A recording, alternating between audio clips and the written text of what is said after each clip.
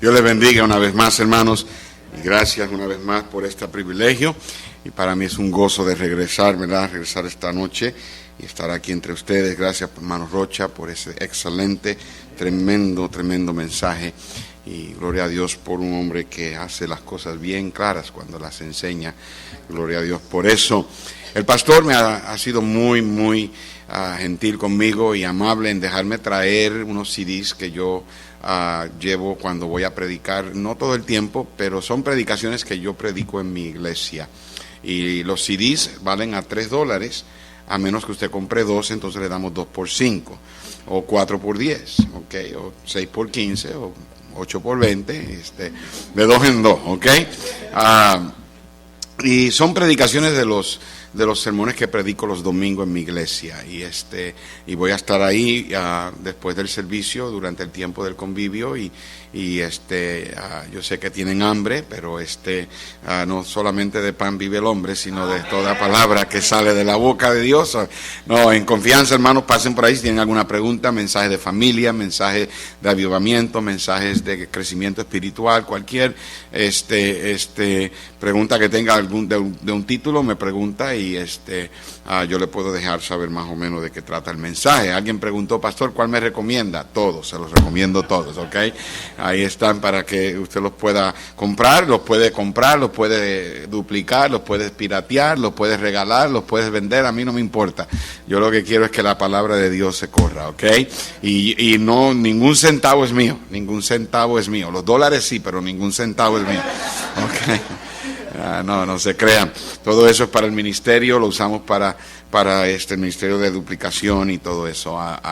Así que ahí voy a estar. También en cuanto al celular, okay, sí, apáguelo. El pastor es buena gente aquí. Él dice que el lema es que el Señor habla por la Biblia, no por el celular. En mi iglesia yo tengo una multa. Al que le suena el teléfono mientras yo predico, la multa es que me tienen que llevar a comer. Y aquí yo siempre escojo, el restaurante favorito mío es el Red Lobster. Yo me crié en Puerto Rico, yo me como todo lo que nada, y yo siempre agarro el plato más caro, y déjeme decirle, los boricuas nos lavamos la cara con lechuga, no nos importa y no nos da vergüenza cobrar. Y la verdad del caso es que si en mi iglesia le han sonado el teléfono y los hermanos o me dan una tarjeta o me llevan a comer. Ahora mismo en mi carro tengo como 4 o 5 tarjetas de Red Lobster. Si les suena el teléfono me tienen que llevar a comer, ¿verdad? Si te dice, bueno, pastor, si no hay un Red Lobster cerca, no importa, me lleva a comer, no importa. Un domingo me llamó mi tío de Puerto Rico, pastor, y a mí se me olvidó pagar mi teléfono. Y mientras estaba yo predicando, de que suena el teléfono, yo tratando de apagarlo, los hermanos ahí, ¿qué va a hacer, pastor? Yo mismo me llevé a comer después del servicio al Red Lobster. Así que, bueno, pues qué bendición. Y gracias a los hermanos y a las hermanas que han trabajado para que la conferencia sea un éxito. El programa ha sido tremendo. Yo no sé dónde encontraron el baratillo de la ropa, pero yo puedo ver que Walmart parece que tenía buen precio allá, ¿verdad? No, creo que lo hicieron, ¿verdad? Y qué bendición, me impresiona mucho eso, me impresiona la organización, y gracias a las hermanas que cocinan y que venden. Y anoche me sentí mal porque yo no pude comer, y la verdad del caso es que no debo comer de noche por asuntos médicos, pero y especialmente yo soy cristiano, yo no como chile, ¿ok?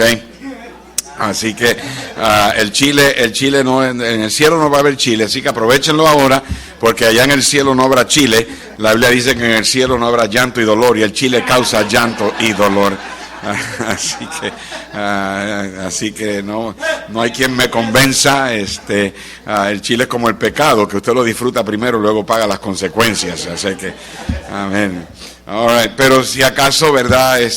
A lo mejor esta noche me tomo un cafecito o algo, porque yo sin café, dice la Biblia, es imposible agradar a Dios. Y pero yo no quiero que me vayan ¿verdad?, a tomar mal. No es que, créanme, yo quisiera comer, me encanta comer. Y de vez en cuando rompo la regla. No le digan a Roberta, ¿ok? No le digan. Cuando estoy en México, esos tacos de suadero, eso no se puede decir que no. Y déjame decirte, eso es muerte lenta, sinceramente. Y cuando voy a San Luis, allá en La Fragua, eso es, ¿no? Esos taquitos ahí, y Aranda creo que también me han llevado ahí, ¿no? Y cuando voy a Cuernavaca, la cecina, la carne cecina, no. Y la verdad del caso es que no puedo decir que no, pero yo prefiero pedir perdón que pedir permiso. Entonces, cuando llego, ¿verdad?, a casa, Roberta me pregunta, ¿y qué comiste? Y bueno, pues me obligaron, ajá, sí, ¿verdad? Pero anyway. All right. Vamos a Juan capítulo 6, por favor, el libro de Juan, el capítulo 6. Juan capítulo 6. Dice la Escritura, después de esto Jesús fue al otro lado del mar de Galilea, el de Tiberias, y le seguía gran multitud, porque veía las señales que hacía en los enfermos. Entonces Jesús subió a un monte y se sentó allí con sus discípulos. Estaba cerca la Pascua, la fiesta de los judíos. Y cuando alzó Jesús los ojos y vio que había venido a él gran multitud. Y el Señor, cuando hace una repetición en la Biblia, no es por coincidencia. En el verso 2 dice que le seguía gran multitud. Y en el verso 5 él vio que le seguía gran multitud. Le dijo a Felipe, hay una panadería por ahí que podamos comprar pan para toda esta gente. Eso está en el griego. ¿De dónde compraremos pan para que coman estos? Pero esto decía para probarle, porque él sabía lo que había de hacer. Padre, bendice una vez más, con tu gran aliento y tu poder, la reunión de esta noche. Hemos oído un excelente mensaje, muy elocuente, Señor. Sin duda, tú has dotado al pastor Rocha con una tremenda habilidad de exponer, de enseñar.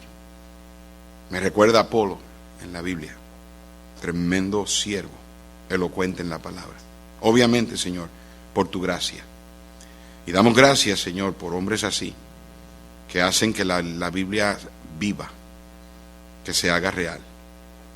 Y te pido, mi Dios, que ahora me ayudes a mí a poder tomar esta historia y abre nuestros ojos a las lecciones tocante a misiones y nuestra promesa de fe, nuestra ofrenda de fe, que debemos dar. Bien claro fue dicho en el mensaje previo que la iglesia es lo que determina que otros sean enviados. Y en esta noche, Señor, sin saber yo lo que el pastor Rocha iba a predicar y sin él saber lo que yo iba a predicar, pero tú, Señor, lo sabías, vas a acomodar estos dos mensajes a tal grado, Señor, que no podremos salir de aquí sin estar convencidos de que tú tienes un plan, que sin duda alguna todo esto ya estaba trazado en tu mente. Y te pido, Dios, que nos ayudes a tener tu mente. En el nombre de Cristo te lo pido. Amén. Pueden tomar asiento, hermanos.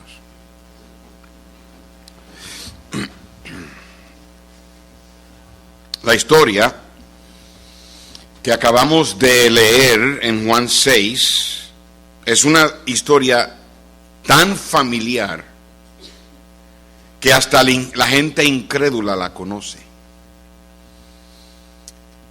En mi opinión, este es uno de los milagros, aparte del milagro de resurrección. Este para mí es el milagro de más impacto que Cristo hizo, registrado en la Biblia. Obviamente la palabra de Dios enseña que fueron tantas las cosas que Jesús hizo mientras Él estuvo en la tierra, que no hubiera lugar en todos los libros para escribir todo lo que Él hizo. Pero este es, en mi opinión, el milagro de más impacto por dos razones específicas. Número uno, porque es el único de todos los milagros registrados de Cristo en la Biblia que Él está registrado en los 4 evangelios. Obviamente el Señor quería que este milagro fuera conocido. Pero también es uno de los milagros de más impacto por la cantidad de gente envuelta.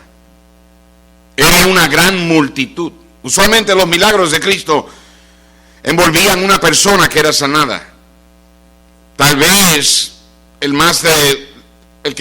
los que más fueron sanados fueron los 10 leprosos, que en una ocasión clamaron al Señor y el Señor le dijo: vayan y muéstrense a los sacerdotes, y los 10 fueron sanados en el camino, aunque uno solamente vino y dio las gracias.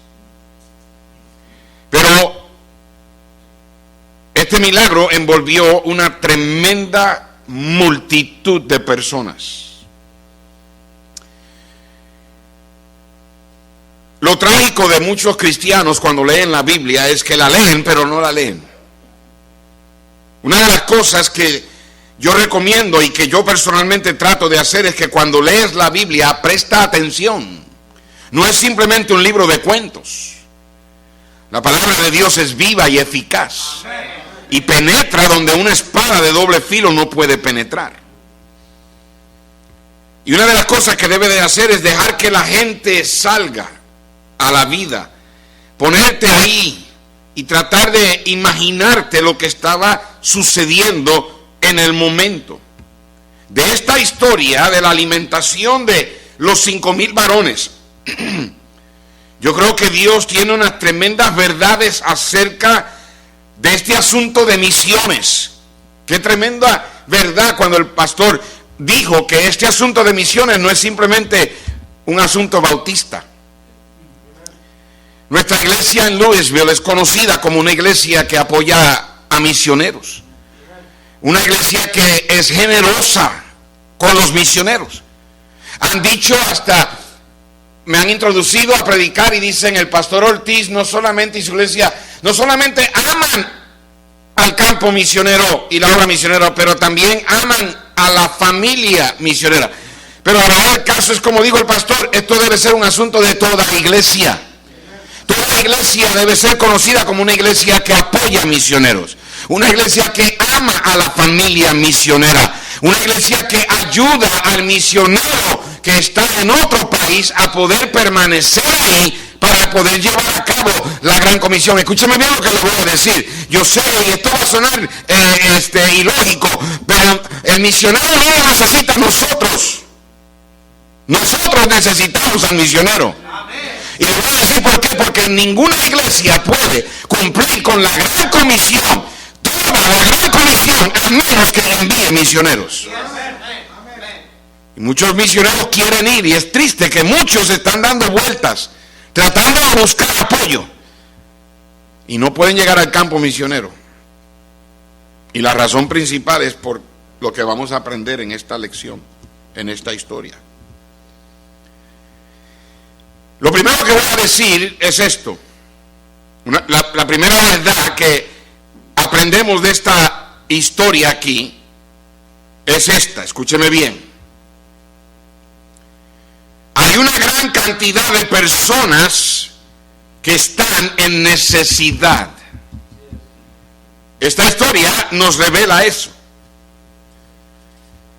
En el versículo 2, la Biblia dice que le seguía gran multitud. En el versículo 5, la Biblia dice que Jesús, sentado en el monte, alzó los ojos y vio que había venido a él gran multitud. Estudiantes de la Biblia enseñan que aproximadamente habían 20,000 personas en esta historia. En el verso 10 dice la Biblia que se recostaron como el número de 5,000 varones.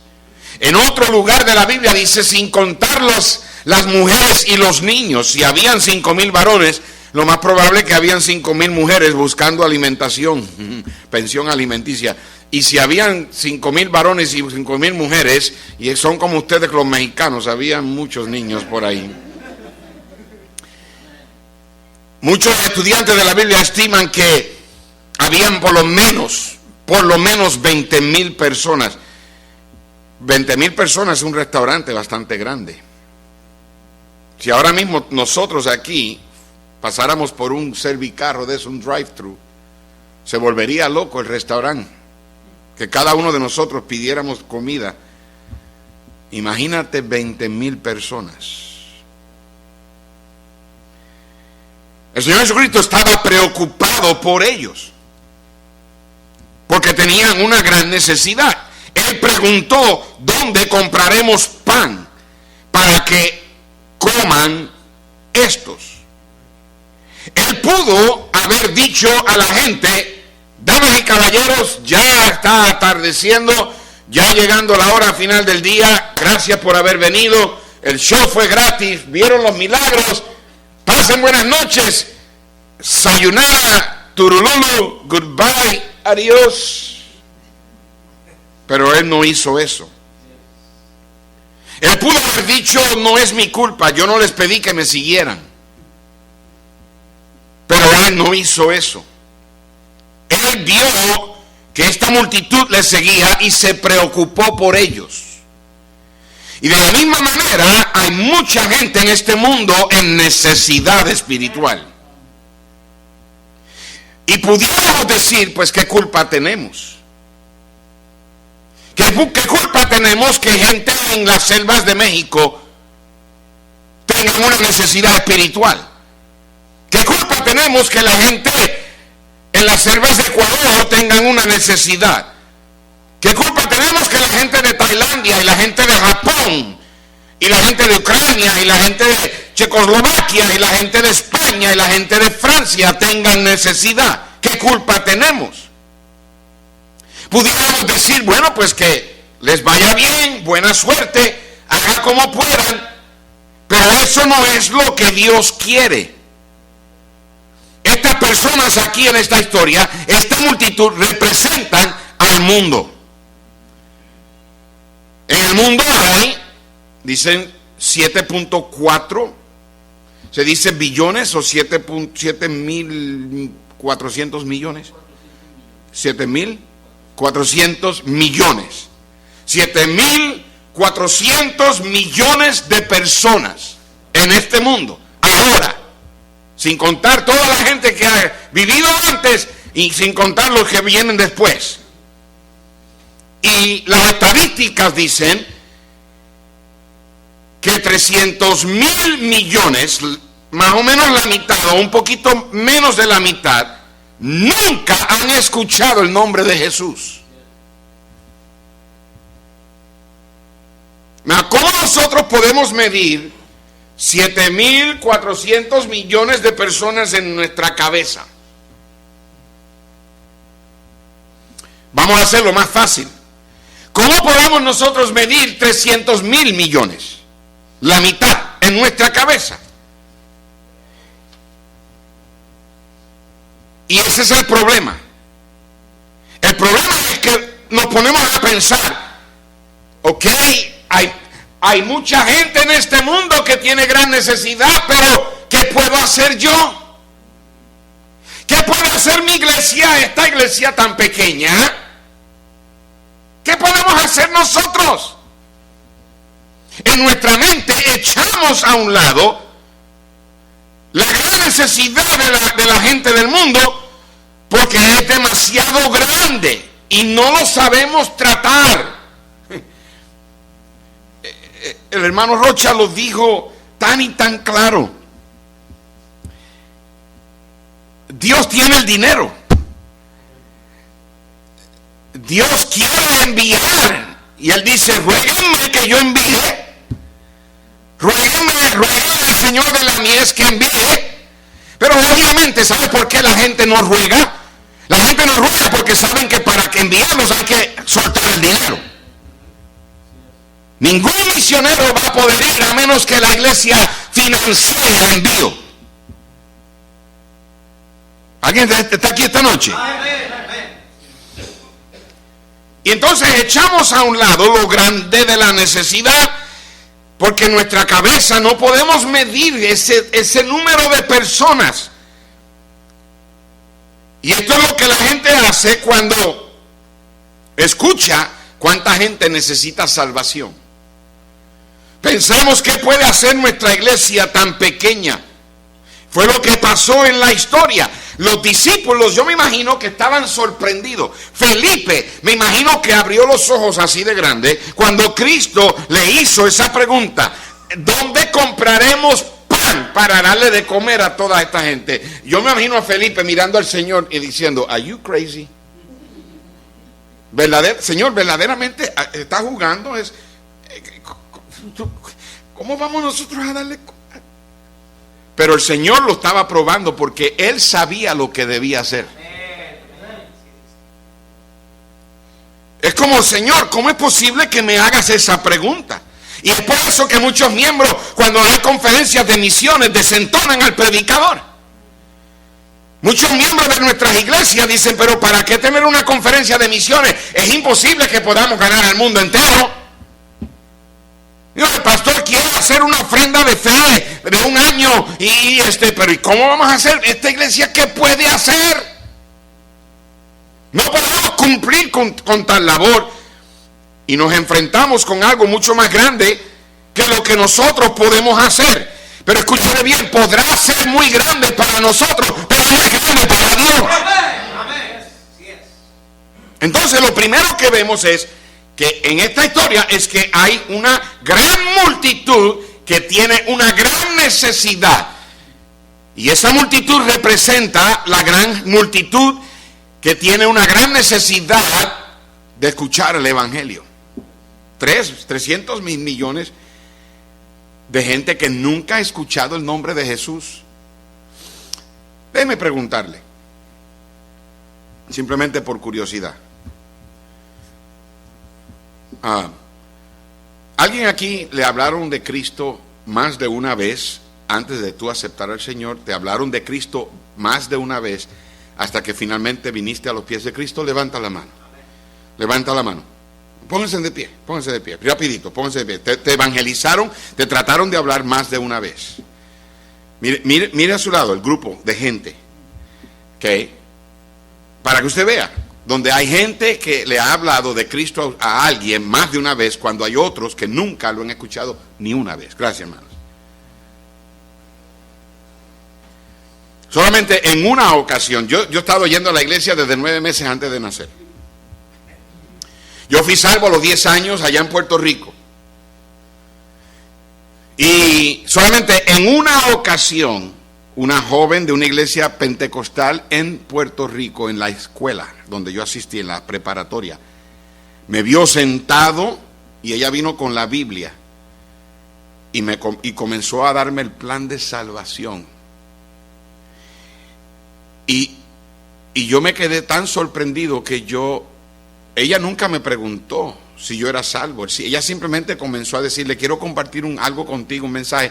Y empezó a decirme cómo Cristo vino y murió y cómo soy pecador y esto y lo otro. Y yo me quedé tan sorprendido que ella me estaba hablando a mí, porque a mí nadie me había hablado, excepto que cuando yo acepté a Cristo, yo lo acepté en la iglesia, escuché a mi pastor predicar acerca del infierno y el Señor convenció mi corazón y vino un diácono, me llevó a un salón y yo acepté a Cristo como mi salvador personal. Pero nadie había venido donde mí a tratar de hablarme de Cristo, por simplemente que cuando ella me preguntó: ¿tú quieres aceptar a Cristo? Y yo dije: es que ya yo soy salvo.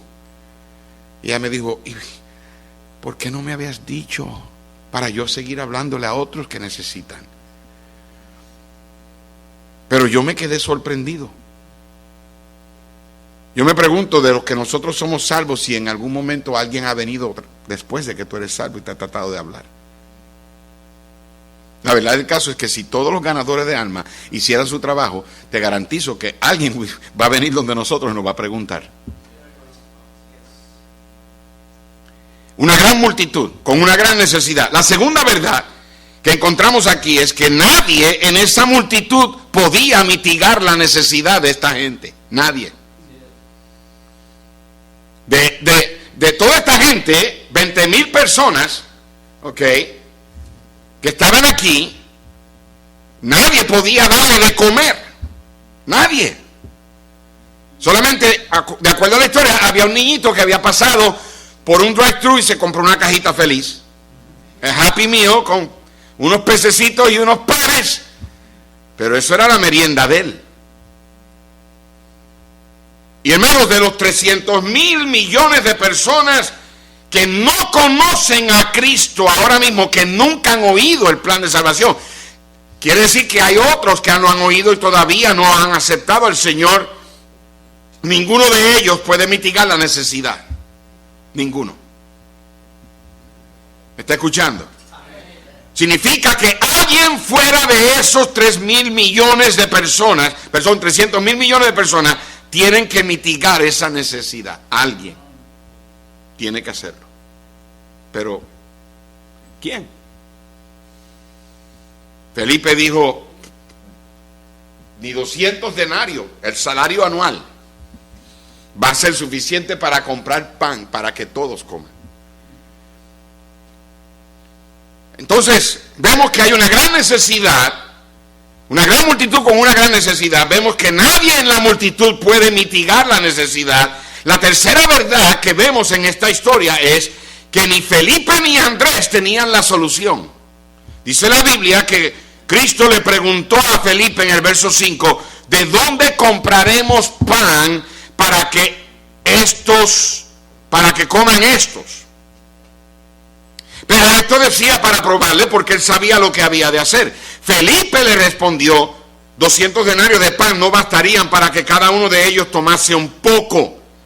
Y uno de sus discípulos, Andrés, hermano de Simón Pedro, le dijo, aquí está un muchacho que tiene 5 panes de cebada y 2 pececillos. ¿Mas qué es esto para tantos? Esa es la actitud de la iglesia de hoy día. Es la actitud muchas veces del cristiano que se sienta en una conferencia de misiones y piensa, pero pastor, lo único que yo puedo dar para promesas de fe serían $10 a la semana, pero ¿qué es eso para tan grande necesidad? Lo único que puedo dar son $20 al mes.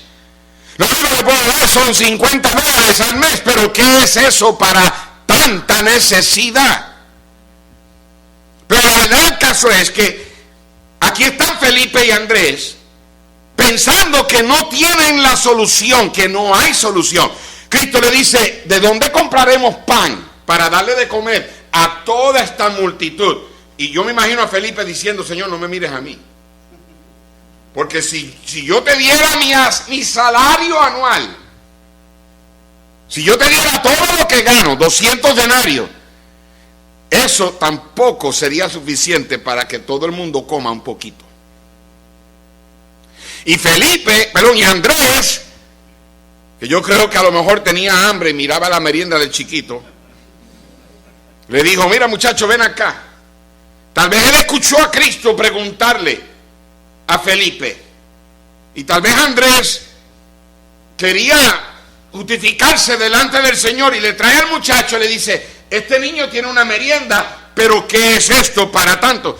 Y es algo interesante porque ellos estaban ahí diciendo en sus mentes y tratando de decirle al Señor, no hay solución, cuando la solución estaba frente a ellos.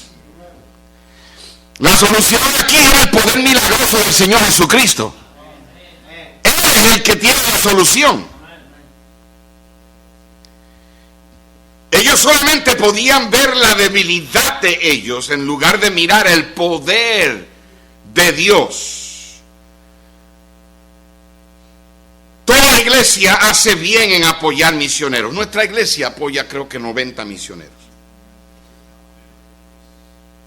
Cuando yo llegué a nuestra iglesia 15 años atrás, la iglesia apoyaba 3 misioneros y lo que hicimos fue que le aumentamos el apoyo. Y entonces, una de las cosas que yo hice, y esto es lo que yo creo, y esto es algo que Dios ha bendecido, la iglesia no me podía pagarme un salario. Yo me vine sin saber lo que yo me iba a ganar ni nada. Cuando ellos me aceptaron, entonces yo le dije a los diáconos, ok, ¿cuántas son las ofrendas y cuánto me van a pagar para saber? Me di cuenta de que yo no iba a poder vivir con lo que me ganaba. Y yo, bueno, no hay problema, si Dios me trajo, Dios provee. De hambre no me he muerto. Y lo primero que hice fue que tomé el presupuesto de la iglesia, lo que entra y lo que sale y todo eso, y lo primero que establecí es que nuestra iglesia da el diezmo del diezmo. Cuando las ofrendas son contadas, el diezmo y la ofrenda, no las ofrendas designadas, pero el diezmo que entra en sobres y ofrenda suelta, y lo suman, el 10% de eso va al fondo de misiones. Los diáconos dijeron, pero pastor, no tenemos suficiente ni para poder pagarle a usted. ¿Por qué no tomamos el diezmo y se lo damos a usted de salario? Aparte de... No, le dije no. El diezmo es de Dios y aunque bíblicamente tal vez lo podían hacer, yo dije, vamos a poner el diezmo en el fondo de misiones. Y la Biblia dice, probadme ahora en esto, y el Señor dice, si no abriré las ventanas de los cielos. Y hermanos, Dios abrió las ventanas de los cielos. De 3 misioneros hemos subido a 90. Y todavía el Señor sigue dando más. Porque Dios tiene el dinero. Él es el dueño del oro y la plata. Y muchas iglesias hacen bien en apoyar. Pero lo trágico es que a veces lo que hacemos, lo hacemos en la carne. Porque la solución no es de nosotros. La solución es de Dios. Nosotros simplemente, es como dijo el pastor, tenemos 2 cosas que tenemos que poner en esto de misiones: nuestra fe y obediencia. Eso es todo. El Señor hace el resto. La razón por la cual Dios no mencionó el dinero cuando dio la gran comisión es como Él dijo, porque Dios tiene el dinero. Él sabe cómo financiar la obra misionera. Él sabe cómo el mundo entero puede recibir el evangelio. Estos apóstoles que el Señor mandó a predicar por todo el mundo no tenían ni dónde caerse muertos. No tenían dinero. Pedro y Juan iban al templo y le dijeron al cojo, yo no tengo oro ni plata, pero lo que tengo te doy en el nombre de Jesucristo. La solución es el Señor. Es triste, hay organizaciones, mire, que se organizan para para ir al campo misionero. Hay iglesias que te cruzan la frontera, ahí en El Paso, a la ciudad Juárez, te cruzan la frontera a Nuevo Laredo, o ahí por Tamaulipas o por Matamoros, lo que sea, y estas iglesias se justifican haciendo la obra misionera porque van allá y ponen unos cuantos a madera y suben unas cuantas paredes y clavan unos cuantos clavos, y no hay nada de malo con eso. Hay muchas organizaciones que le dicen a los miembros, traigan ropa que la vamos a mandar para China. Yo he ido a Tailandia, he ido a Japón, he ido allá, he encontrado niños allá con camisas de Michael Jordan.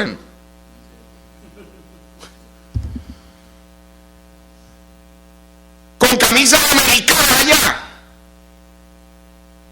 Mucha de esa ropa es donada por supuestamente cristianos que están haciendo la obra misionera y mandan toda esa ropa a ver si allá cuando llega le hablan de Cristo. Y me habla que mucha de esa gente compran esa ropa y las hacen llegar a la gente y el evangelio nunca se lo dan.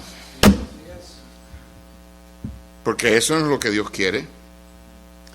El problema espiritual de la gente, la solución a su problema espiritual no es ropa, la solución a su problema espiritual es el evangelio. No me tomes mal, nosotros en nuestra iglesia le pedimos a los hermanos que den ropa y cuando misioneros vienen los llevamos a un closet y ellos van y se surten. Y hay algunos misioneros hasta se llevan ropa y van y allá y tienen un tianguis en la iglesia allá y venden y todo para el campo misionero y se ayudan. Yo no estoy en contra de eso. Pero no te creas que porque haces eso estás cumpliendo con tu parte misionera. Hay una gran multitud con una gran necesidad. Nadie en esa multitud puede mitigar la necesidad. Felipe y Andrés no tenían la solución. Y ellos pensaban, pues no hay solución, cuando la solución estaba frente a ellos. Y esta noche, Iglesia Bautista del Olivar, entienda esto. Ustedes no son la solución es el Señor. Amén. La cuarta verdad que podemos aprender es esto: que no tener dinero no te quita de tu responsabilidad. No tener dinero.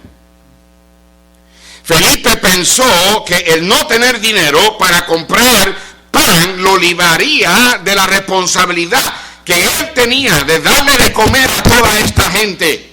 Felipe básicamente le estaba diciendo al Señor: Señor, me estás preguntando a mí, pero aún si yo te doy mi salario, no es suficiente para darle de comer a todo el mundo. Y eso es lo que el cristiano piensa hoy en día.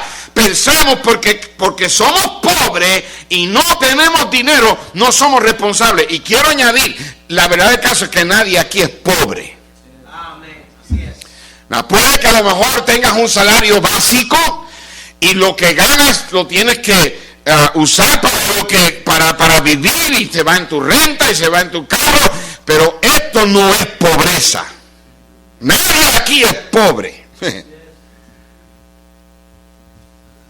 Pero la gente piensa: es que yo no tengo dinero. La gente piensa: es que todo lo que yo gano es... yo no... Mire, pastor, la verdad del caso es que nuestro carro es viejito, no tenemos pago porque no podemos pagar por un carro mejor, nuestra casa es humilde, sencilla, y a veces la comida es limitada, tenemos para suficiente para su galón de leche, pan, alguna carne, lo que sea, no tenemos dinero. Pero le voy a decir el problema con eso. El problema con eso es que no tiene nada que ver contigo ni con tu dinero. No tiene nada que ver.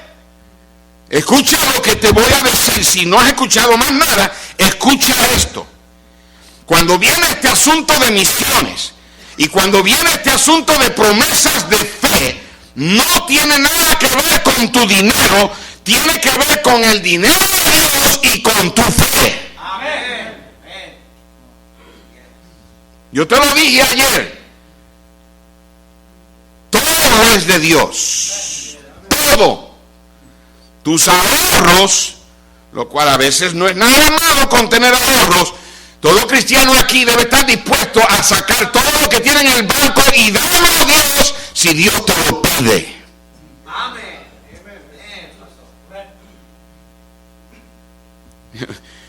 Cuando Roberta y yo esperábamos por nuestra primera hija, Elisa.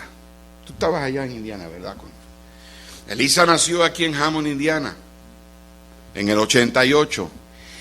Y yo recuerdo que Roberta estaba encinta 7 meses. Le faltaban 2 meses para el embarazo. Y la cosa es que yo venía ahorrando porque ya yo había hablado con el seguro médico y el seguro médico me dijo que para el tiempo que naciera la bebé teníamos que tener $800, un poquito más de $700, para poder pagar el deducible. Y nosotros lo veníamos ahorrando. El pastor Fernández, en un domingo a la mañana, se paró, era el mes de enero más o menos, Elisa nació en abril, llegando a febrero, y estábamos listos para ir a la Conferencia Nacional de Pastores en Monterrey con el pastor Ashcraft, la tienen todos los años en febrero. Yo estaba sentado en la plataforma y el pastor se paró y dice: hermanos, en esta mañana quiero compartir con ustedes una necesidad. ¿Usted sabe cómo hablan los cubanos? Y él le dijo a la iglesia que el pastor Tommy en aquel tiempo necesitaban ponerle el techo al segundo edificio que ellos construyeron para poder tener la conferencia, porque no les iba a caber en el edificio original. Y el pastor dijo: necesitamos mandarle $4,000. Y yo sentado en esa silla ahí, el Señor dijo: Dani. Yo dije: ¿Dani quién? Y el Señor me dijo a mí que Él quería que yo diera los 800 que tenía en el banco. Y ahí, mientras el pastor estaba dando la necesidad y pidiendo a la iglesia, yo estaba ahí discutiendo con el Señor. Pero Señor, yo he ahorrado ese dinero para el embarazo, para el parto. Yo tengo que tener eso. ¿Cómo lo voy a pagar si no lo pago? Que si esto, que si lo otro. Y todo este tiempo lo he venido ahorrando. Y hasta al final le dije: Señor, vamos a hablar de esto después del servicio. Y le dije a él, cuando yo hablé con Roberta, si Roberta pone un pero, si Roberta dice: no, es que cómo, que si esto, que si lo otro, yo no lo voy a dar. Porque yo no quiero que Roberta se asuste. ¿Verdad que no, hermano Jason? Yo no quiero que ella de momento le dé un susto y vaya a tener el bebé y que no, en el tiempo que nos se complique, pues yo tengo que pensar en ella. Entonces cuando nos sentamos en el carro, yo iba manejando, íbamos para casa, yo le dije a Roberta, parece que el Señor me dijo a mí que diera los $800 que tenemos en el banco. Y ella dijo, ok.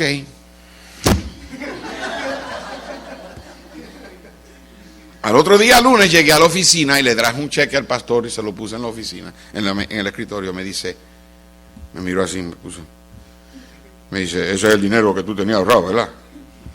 Dijo, sí, pastor, no me preguntes más, agárrelo antes de que yo se lo quite, porque eso me ha costado. Y se lo di. 2 semanas antes de que Elisa naciera, me llegó un cheque de $800 para atrás. Y pude pagar el embarazo. Porque la verdad del caso es que cuando viene a la obra misionera, no tiene nada que ver conmigo y mi dinero, porque no es mi dinero, el dinero es del Señor. Dios no está en bancarrota.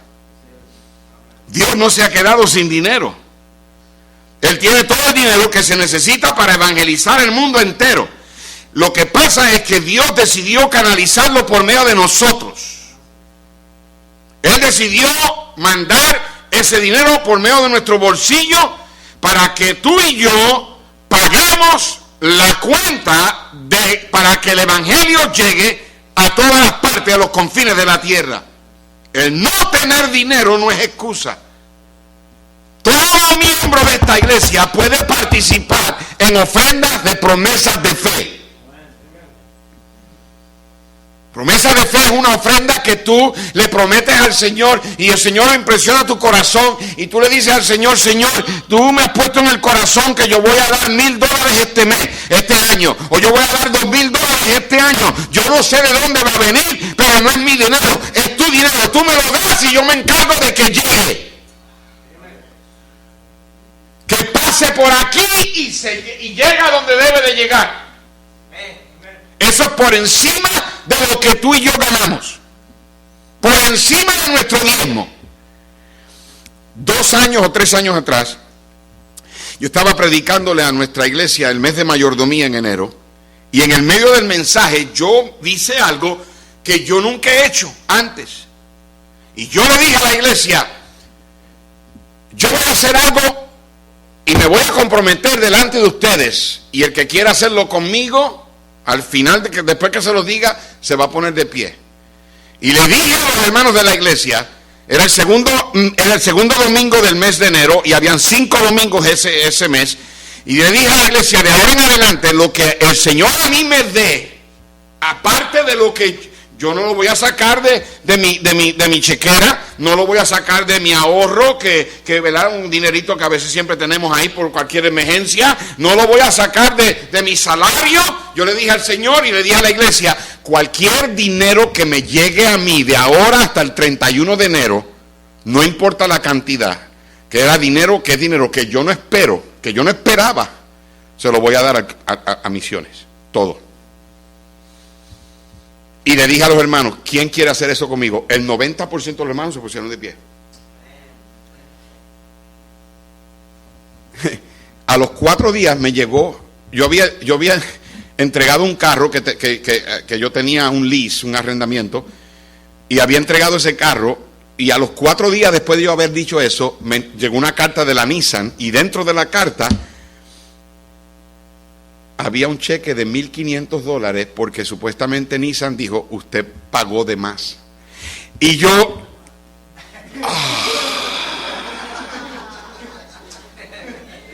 Yo lo dije, firmé el cheque y se fue. Un hermano de la iglesia me dice, pastor, ¿por qué no hicimos esto en febrero? Me acaban de informar en el trabajo que me debían un dinero de Christmas bonus y me lo acaban de dar. Y yo prometí, y mire hermano, todos los hermanos de la iglesia que se comprometieron, el Señor comenzó a mandar el diezmo. Escuche esto, el diezmo. No, yo no estoy hablando de Yo no estoy hablando del diezmo de lo que vino extra. El diezmo de nuestra iglesia, ese domingo en la mañana, el último domingo de enero, fue el diezmo más grande que la iglesia ha tenido. ¿Sabe lo que significa eso? Que Dios le dio a estos hermanos más trabajo y ganaron más. Y cuando terminó el mes y vimos todo lo que entró, por encima, más de $13,000 en 3 semanas. Y lo mandamos al campo misionero. Dios tiene el dinero. No tiene nada que ver con nuestro dinero, porque no es nuestro. Tiene que ver con el dinero de Dios y tu fe. Así que no tener dinero no es una excusa. Todo miembro de esta iglesia debe de participar en una ofrenda de promesas de fe. Y esta iglesia, le garantizo, puede hacer 10 veces más de lo que hacen. Hay una gran necesidad.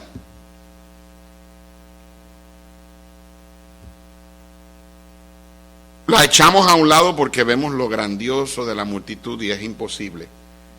Echamos al lado la necesidad porque para nosotros es algo que puede hacer nuestra iglesia. ¿Qué puedo hacer yo? Yo no tengo dinero. La quinta verdad es el hecho de que el Señor usa personas para mitigar la necesidad. Yo me imagino a los discípulos. Yo me imagino. Cuando Cristo le dijo, ok, manden a recostar a la gente, y todo el mundo empezó a recostar entre grupos de 50 en toda la hierba. Imagínate, 20,000 personas divididos entre grupos de 50. Habían grupitos por todos lados. Mientras tanto, el Señor tomó la meriendita del niño. ¿Ok? Que tipifica tal vez lo que a lo mejor usted dice, pastor, no es mucho, pero voy a dar esto. Tomó la meriendita, oró, la bendijo, y cuando hay bendición, hay siempre multiplicación. Y el Señor multiplicó. Yo digo, yo me imagino a los discípulos, cada uno tenía una canasta, eran 12 discípulos, y entonces uno salía y venía con la canasta y le empezaba a dar de comer al grupo aquí. Se le acababa la canasta y regresaba al Señor. Tenía que regresar porque el Señor tenía el pan y Él tiene el dinero. Y yo imagino a los discípulos, yo imagino a Felipe bajando, a Natanael subiendo y diciendo, ¿de dónde sacó el Señor el pan? Así es. Y ellos, yo no sé, a lo mejor hay un camión allá atrás, una panadería que no conocíamos. ¿De dónde? Yo no sé. Y cada vez que venían al Señor salían con más pan.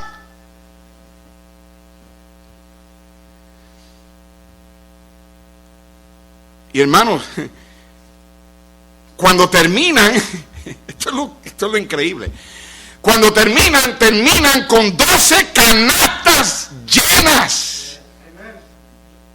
Sobró, terminaron con más de lo que comenzaron. Y así es cuando dan ofrendas a misiones. Tú dirás, pero ¿qué es esto para tanto? Cuando vienes a ver, terminas con más. Amén. Mire, hermano, yo sé de gente que da promesas de fe a misiones que dan más de lo que ganan en un año.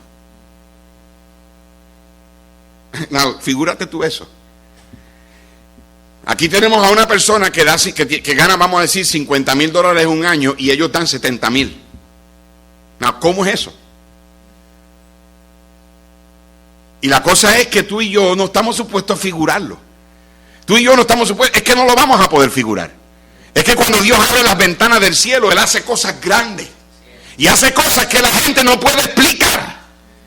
Dios lo multiplica, Dios te cuida, si Dios sabe que Él puede confiar, que cuando Él te lo dé a ti, no te vas a quedar con Él en el bolsillo, sino que te vas a encargar de que el pan llegue a la gente. El Señor se va a encargar de que tú no solamente tengas para darlo, pero Él se va a encargar de darte de comer a ti también. Dice, pero pastor, ¿cómo es posible que algo así pueda ser hecho? Dios lo hace.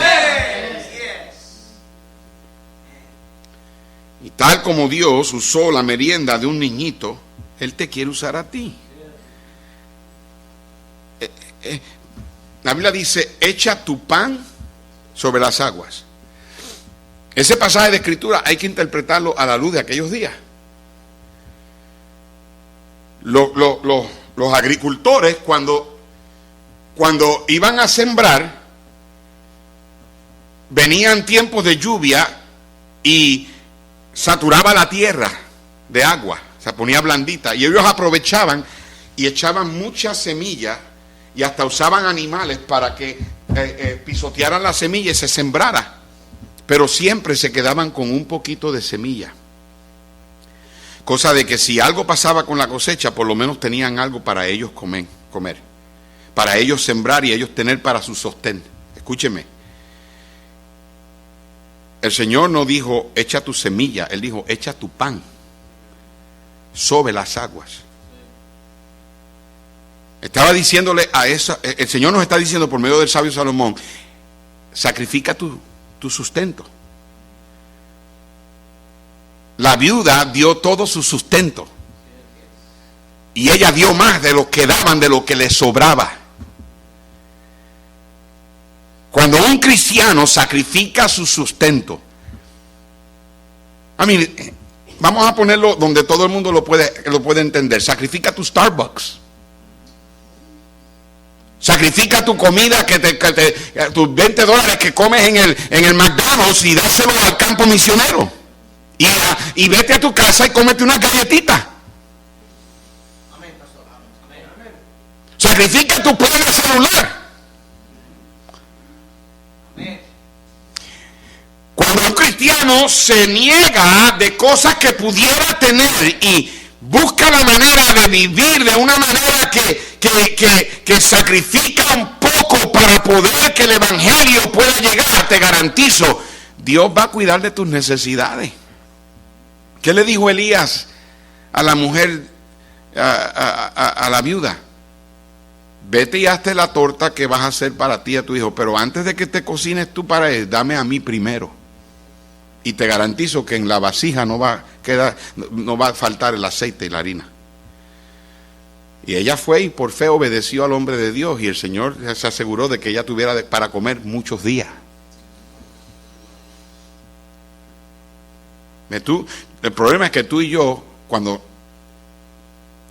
nos dejamos llevar por nuestro propio razonamiento, tú no crees que Dios te puede cuidar. Tú crees que puedes hacer mejor trabajo que Dios. Cuando la verdad del caso es que hoy tenemos todo y mañana lo podemos perder.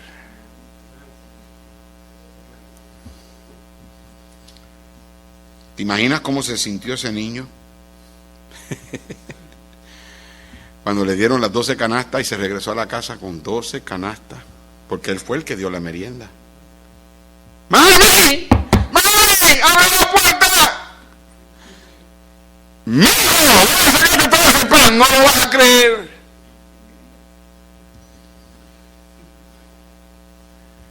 Pero pastor, yo no puedo dar como aquel o aquella hermana o aquel hermano. No te compares con nadie, no estamos en competencia. Lo que Dios ponga en tu corazón. Si de aquí al final de la conferencia el domingo el pastor hace un llamamiento de cuántos hermanos le prometen al Señor, yo no estoy diciendo que hagas una promesa loca, pero sí debes hacer una promesa de fe.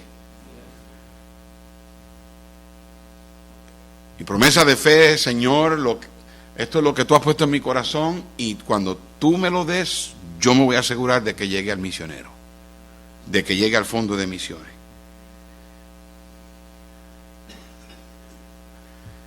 Así que en esta noche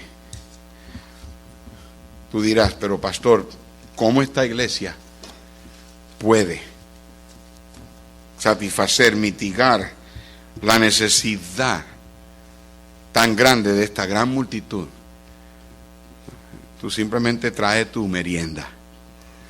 Tú simplemente dale al Señor una promesa. Ok, Señor, por tu gracia yo voy a dar $50 al mes. Eso significa que voy a dar 12 $2.50 cada semana de mi cheque. O si no, Señor, voy a vender comida. O si no, me voy a hacer trabajo. Viene el invierno, me voy a paliar nieve por ahí. Y Señor, yo voy a sacrificar y voy a dar. Y tú me lo das. Y Señor, cuando tú me lo des, yo me aseguro. Y deje que Dios se lo dé. Y délo al Señor, por fe. Y al final del año terminas con 12 canastas. Probadme ahora, dice el Señor. Si no, os abriré las ventanas de los cielos. Esta iglesia puede hacer 10 veces más de lo que hace. Si simplemente confían que la solución no es tuya ni mía. La solución la tiene Él. Padre, Señor, oh Dios del cielo, toma los mensajes que han sido predicados y convéncenos. Ayúdanos a tener la fe de poder traerte a ti lo que tú nos das para que tú lo multipliques. Te pedimos, Señor, que bendigas esta iglesia y el programa de misiones de esta iglesia, y que esta iglesia pueda poner más misioneros en el campo, que puedan considerar a estos siervos los héroes, esos que sacrifican, esos a quien tú convences, esos a quien tú, Señor, les hablas, para que vayan a otros lugares donde nosotros no podemos ir. Pero ¿cómo irán si nosotros no los enviamos? Y la razón principal por la cual muchos misioneros no llegan a ese lugar que deben ir es porque no los estamos enviando por causa del dinero. Perdónanos cuando nosotros nos amarramos a las cosas materiales de este mundo. Me pregunto cuánta gente se irá al infierno por falta de dinero. Y no es porque a ti tú no lo tenías, es porque muchos cristianos lo recibieron, pero se quedaron con él. Dar una visión a esta iglesia de traer la merienda y dejar que tú la multipliques. Las cabezas inclinadas, los ojos cerrados, voy a pedir al pastor que venga ahí.